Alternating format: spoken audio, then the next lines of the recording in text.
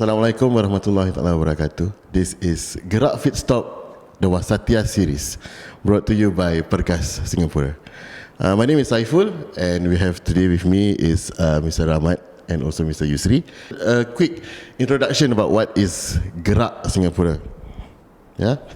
Okay, Ge-Ruck is a band of like-minded individuals striving to attain the best lifestyle and fulfillment for themselves, their families, and the community through rucking, which is a form of exercise where we walk with resistance, weights on our back, IF, intermittent fasting, and rekindling our love for food. Kita ni suka makan, jadinya perlulah kita melalui kehidupan kali ini dengan lebih baik lah, dengan exercise, puasa, dan terus menjalani kehidupan lebih baik. Nama saya Saiful Amri. Saya salah satu anggota daripada Ge-Ruck Singapura. I started this journey of reinventing ataupun menjalani kehidupan lebih baik sejak tahun lepas, dan alhamdulillah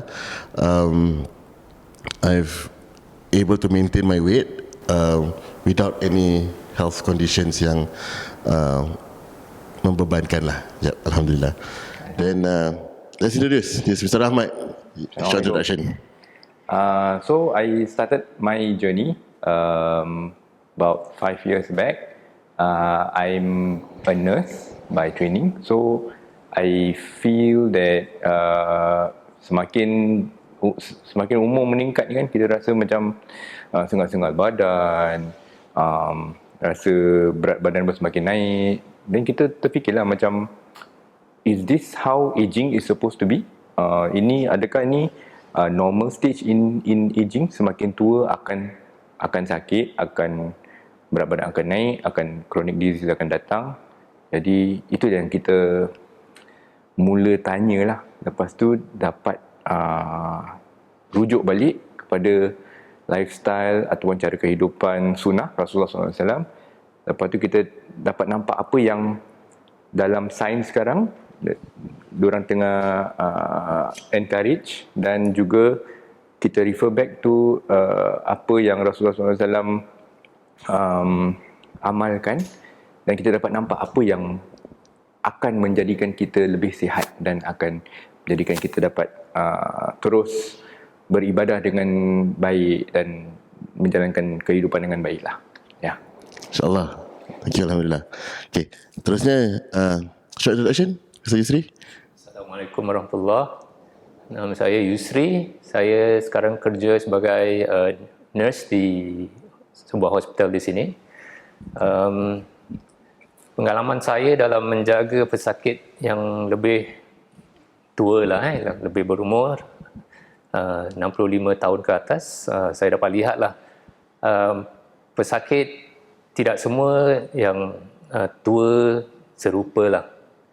Yang ada boleh jalan, yang ada dah tak boleh jalan kan, yang ada boleh makan, yang ada dah tak boleh telan lagi lah. Jadi saya terfikir jugalah apa sebab kan, yang ada boleh hidup sampai 90 tahun, 80 tahun, yang ada baru 65 tahun sudah tak boleh jalan semua kan. Kebanyakan punca lah daripada cara penghidupan lah, cara kita makan, cara kita bergerak, ya,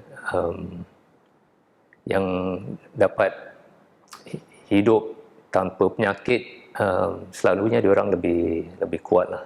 Hidup tanpa penyakit, I think living without a condition, a health condition. So as we grow older, yes, and particularly here in Singapore, kita punya aging population ataupun kita aging ratio is quite a huge gap lah. Yeah, so we call it the silver tsunami. Yeah. The older generation lebih ramai daripada the younger ones. Yeah. Dan betul, it affects the younger ones definitely. So kita end up having to take care of the elder ones, right? Our parents, our grandparents, our uncles, our aunties. Yes. Yeah. Jadi what are the changes that one can see when they start to age, and how do we prevent them, Yusri? It's a natural progression. For instance, for one thing, for many of us, one of the first things that starts to go is probably your eyesight. Yes. And you start having Tiga nampaknya ni.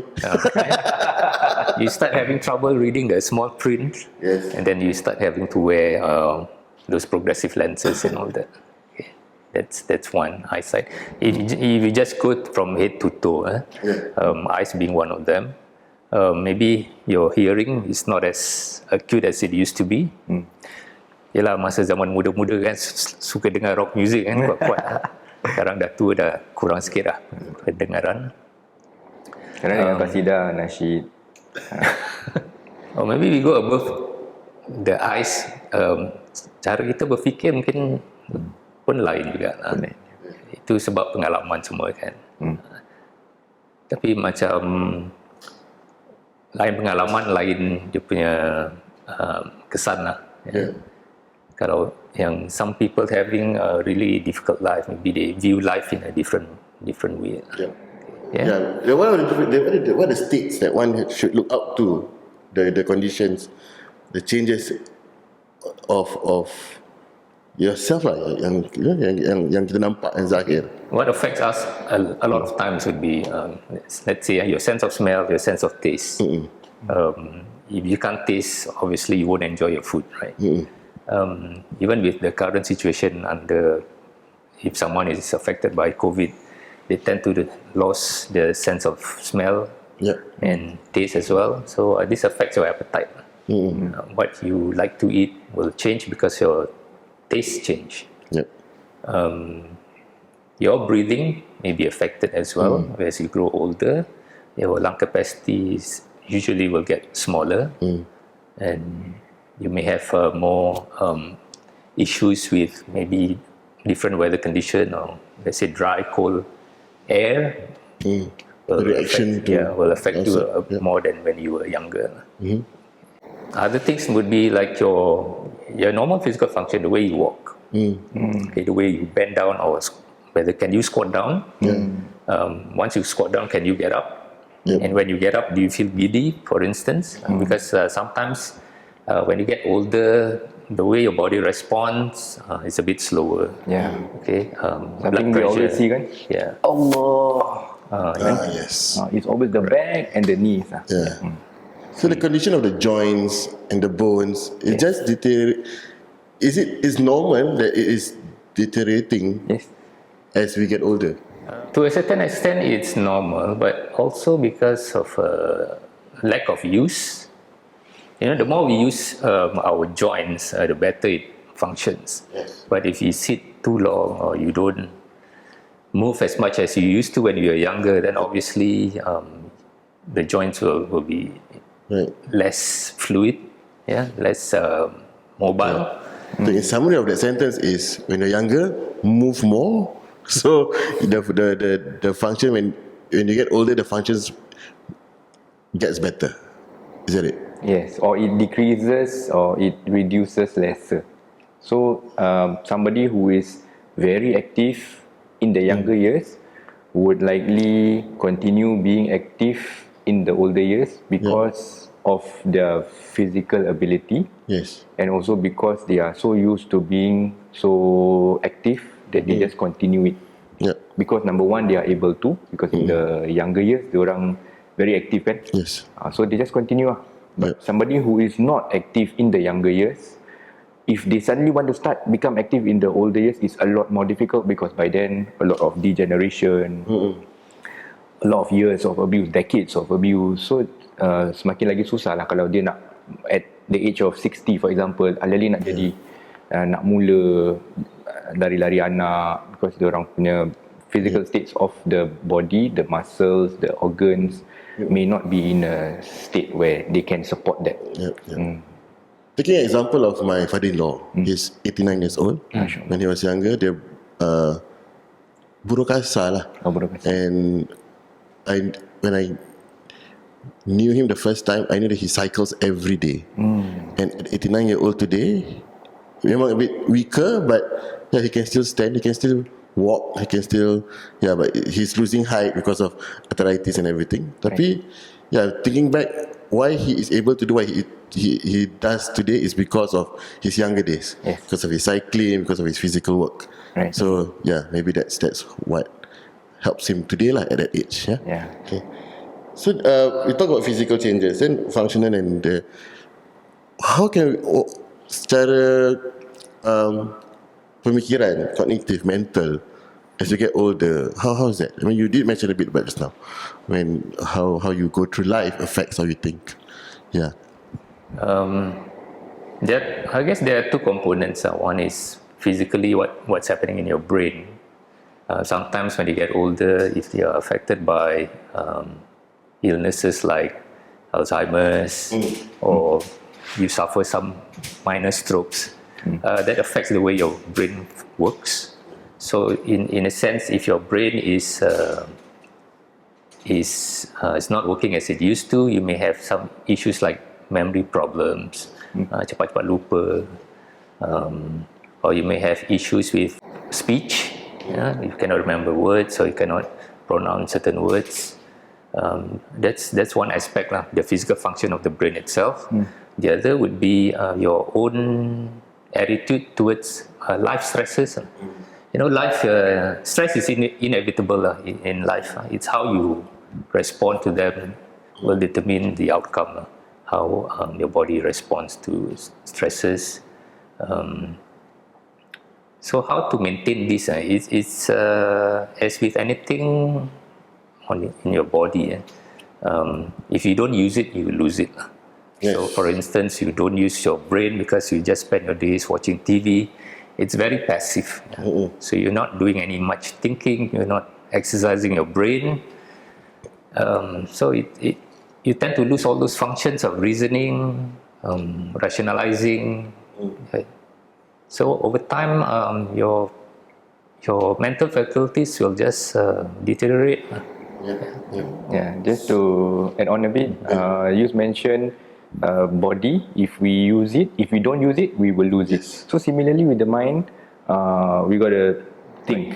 And one of the best ways, especially for us, Alhamdulillah, because kita, for most of us, kita bukan native Arabic speakers. Reading Quran, for example, is a brilliant way of exercising the brain. Because it forces you to read in a language that is not native to you. And then at the same time, you are also reading Allah's glorious book. So in that regard, we do both things at the same time. You exercise the brain, and also you build a relationship with Allah Ta'ala. So just one of the ways that we continue exercising the brain. I think mastering language is one of the ways to push your brain. I was just talking to one of my friend's grandmother. She can speak 9 languages. Wow. 9 languages. She looks like a Chinese lady, but she can go around and speak Hindi, almost many Indian dialects, Chinese dialects. She can speak Malay. Amazing. And they didn't have that much. The education at that time was different. So they picked it up while interacting with others. It's amazing how we talk about dementia, we talk about Alzheimer's, right? We can forget things, but we can never. At that age, I know of old folks who, they keep forgetting things, tak ingat lupa, dia start lupa. Tapi solat, doa, tak hilang pula. Itu yang for me, that's how do we explain that? Okay. Through science, how science explains it or looks at it is because it's so routine. For some people, they lose short-term memory. For most people, in their older years, they lose short-term memory. So, diorang lupa benda macam, tadi dah makan belum aku dah pergi bilik air ke belum Things like that.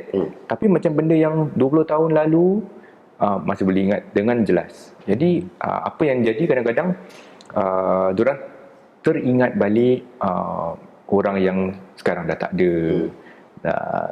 That kind of situation. Jadi kalau kita nampak orang, kalau kita jumpa ataupun kita punya family member seperti itu, sepatutnya kita tak perlu bilang diorang orang ni dah tak ada. Kita layankan sebab dia tengah hidup dalam masa tu. Jadi kita gunakan masa tu untuk berbual dengan orang tu pasal apa yang dia ingat pasal tu. It is a form of reminiscence therapy. Nama dia reminiscence therapy lah. Jadi dia boleh masih gunakan otak dia untuk ingat balik apa yang jadi pada masa tu. Sebab pada dia masa tu yang lama tu adalah sekarang. So layankan. Jangan tambahkan stres lah basically. So how do we manage stress for our old folks, ataupun bila move for us lah nanti bila kita